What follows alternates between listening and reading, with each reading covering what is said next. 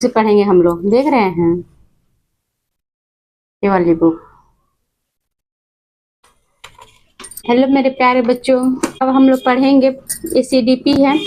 CDP का दूसरा अध्याय बाल विकास के सिद्धांत है। इस लेसन से कितना प्रश्न बनता है उसके अनुसार पढ़ेंगे। कुछ पूछना है तो कमेंट करके पूछ लीजिएगा। ये सीडीपी है, दूसरा अध्याय फिर से बता रही हूँ, और हाथ से बना के नोट्स डाल चुकी हूँ जो इम्पोर्टेंट है, आप लोग देख लीजिएगा।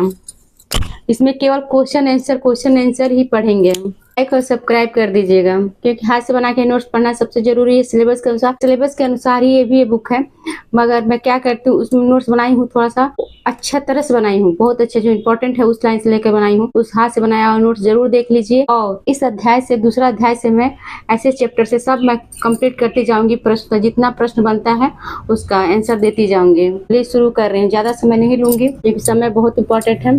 पहला प्रश्न है, किसी शिक्षक के लिए वृद्धि और विकास के सिद्धांतों के बारे में जानना महत्वपूर्ण है, क्योंकि इसमें क्वेश्चन आंसर केवल देते जाऊंगी, सारा पढ़ते जाएं। आप लोग कमेंट करके बता दीजिए। इसमें सी सही है, बच्चों को सीखने के उपयुक्त अवसर प्रदान करने में यह ज्ञान शिक्षक के लिए सहायक होगा।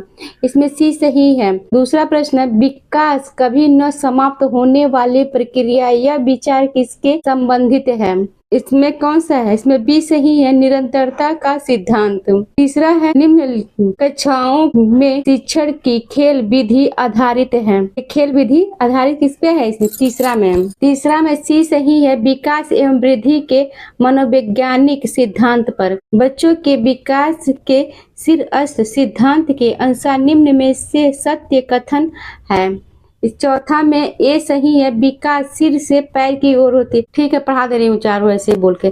पांचवा है, निचली कक्षाओं में शिक्षण की खेल पद्धति मूल रूप से आधारित है। ए है, शारीरिक शिक्षा कार्यक्रम के सिद्धांतों पर। बी है, शिक्षण पद्धतियों के सिद्धांतों पर। सी है, विकास एवं वृद्धि के मनोवैज्ञानिक सिद्धांतों पर। डी है, शिक्षण के समाज शास्त्रीय सिद्धांतों पर।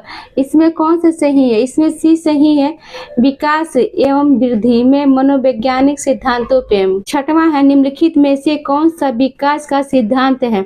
ए है, विकास की सभी प्रक्रिया अंतर संबंधित नहीं है। बी है, सभी की विकास दर समान नहीं होती है। सी है, विकास हमेशा रेखीय होती है। डी है, यह निरंतर चलने वाली प्रक्रिया नहीं है। नहीं दे दिया तो गलत, नहीं तो सबसे सही माना जाता है। इसमें बी सही, सभी की विकास दर समान नहीं होती है।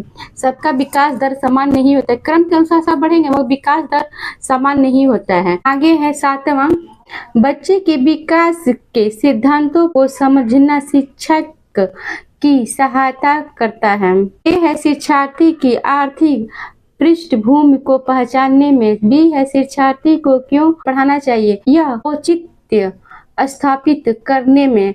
सी है, विद्यार्थियों को भिन्न अधिगम शैलियों को प्रभावी रूप से संबोधित करने में। डी है, विद्यार्थी के सामाजिक स्तर को पहचानने में। सातवां में सी सही है, शिक्षार्थी को भिन्न अधिगम शैलियों को प्रभावित रूप से संबोधित करने में। मानव विकास कुछ विशेष सिद्धांतों पर आधारित है।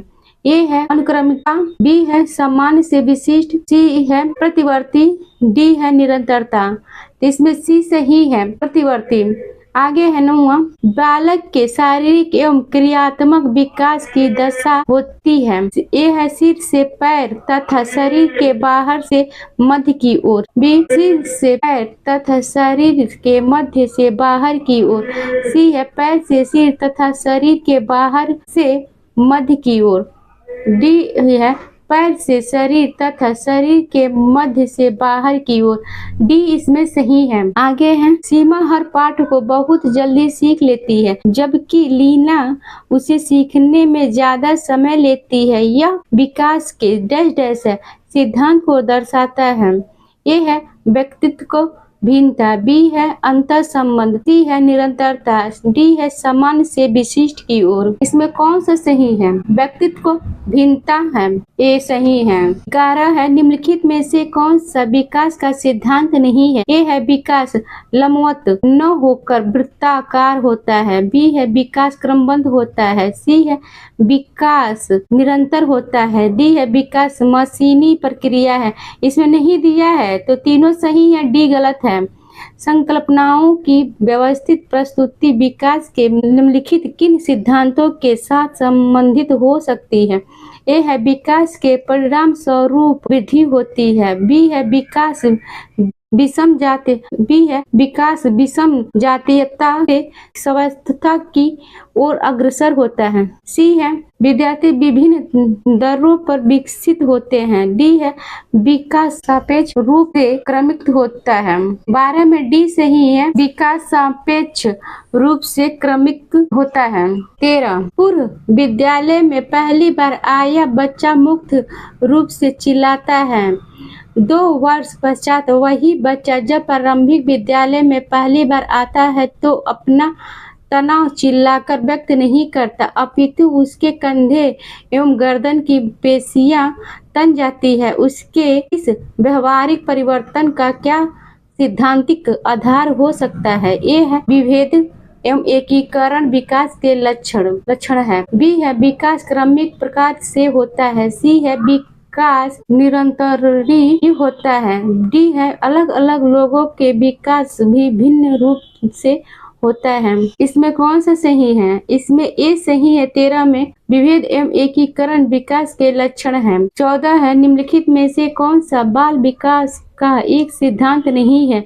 ए है विकास के सभी क्षेत्र महत्वपूर्ण है, बी है सभी विकास परिपक्व तथा अनुभव की अंतःक्रिया का परिणाम होते हैं, सी है सभी विकास तथा अधिगम एक समान गति से आगे बढ़ते हैं, सी डी है सभी विकास एक क्रम का पालन करते हैं। इसमें कौन सा सही है? 14 में सी सही है, एक सभी विकास तथा अधिगम एक समान गति से आगे बढ़ते हैं। 15 में देखिए डैश डैश है, विकास डैश डैश से विकास की ओर बढ़ता है। ए है जटिल कठिन, बी है विशिष्ट समान, सी है साधारण आसान, डी है सामान्य विशिष्ट। तो डी सही है सामान्य विशिष्ट। निम्न में से कौन सा विकास का एक सिद्धांत नहीं है? ए है विकास संशोधन योग्य होता है, बी है विकास केवल संस्कृति से शासित और निर्धारित होता है, सी है विकास जीवन पर्यटन होता है, डी है विकास वंशानुक्रम और पर्यावरण दोनों से प्रभावित होता है। इसमें कौन सा सही है? इसमें 16 में बी सही है, विकास केवल नहीं दिया तो नहीं देखना चाहिए, क्योंकि सी में केवल दे दिया ना तो केवल गलत माना, सी टेट के लिए केवल गलत माना जाता है। तो इसमें बी सही है, विकास केवल संस्कृति से शासित और निर्धारित होता है। 17 में देखिए इनमें से कौन सा बाल विकास का एक सिद्धांत है? ए है विकास परिपक्व तथा अनुभव के बीच अन्योन्य क्रिया की वजह से घटित होता है, बी है विकास प्रत्येक बच्चे की गति का सही ढंग से अनुमान लगा सकता है, सी है अनुभव विकास का एकमात्र निर्धारक है, डी है विकास प्रबलन तथा दंड के द्वारा सुनिश्चित किया जाता है। इसमें ए सही है 17 का, विकास परिपक्व तथा अनुभव के बीच अन्योन्य क्रिया की वजह से घटित होता है। मेरे प्यारे बच्चों, मैं यूथ क्लब बुक का प्रैक्टिस सेट दे चुकी हूँ, आप लोग उसे जरूर पढ़िए और हाथ से जो बनाकर नोट्स दे रही हूँ उसको भी जरूर पढ़िए। बीच में 2 दिन के लिए मैं कुछ काम में बिजी थी, नहीं कर पाई थी, उसके लिए सॉरी बोल रही हूँ। वीडियो नहीं दे पाई बीच में 2 दिन, उसके लिए सॉरी बोल रही हूँ। और आप लोग चैप्टर वाइज ही क्वेश्चन आंसर करिए अब, क्योंकि बुक मुझे मार्केट में देखी तो मुझे अच्छा लगा तो मैं ले ली हूँ, क्योंकि चैप्टर वाइज क्वेश्चन करना सबसे अच्छा। इधर है देखिए आनुवंशिकता एवं वातावरण का प्रभाव। अब इसके हम क्वेश्चन आंसर करेंगे, इससे इतना क्वेश्चन आंसर बना है सब, देख रहे हैं, वही हम लोग पढ़ेंगे। आज हम लोग पढ़े हैं विकास के सिद्धांत अध्याय 2 का जितना बनेगा क्वेश्चन उसके मैं हाथ से बनाया हुआ नोट्स दे चुकी हूँ, आप लोग उससे जरूर, क्योंकि मैं इंपॉर्टेंट रिप्लाई उसको लिखी हूँ, जो पेपर में पूछता है वही, तो उसको हाथ से बनाया हुआ नोट्स जरूर पढ़िए, सिलेबस के अनुसार बनाए, ये भी सिलेबस के अनुसार ही है बुक, मैं ये नहीं कहूँगी सिलेबस के अनुसार बुक नहीं, ये सिलेबस के अनुसार ही बुक है, तो आप लोग जरूर पढ़िए, लाइक और सब्सक्राइब कर दीजिए।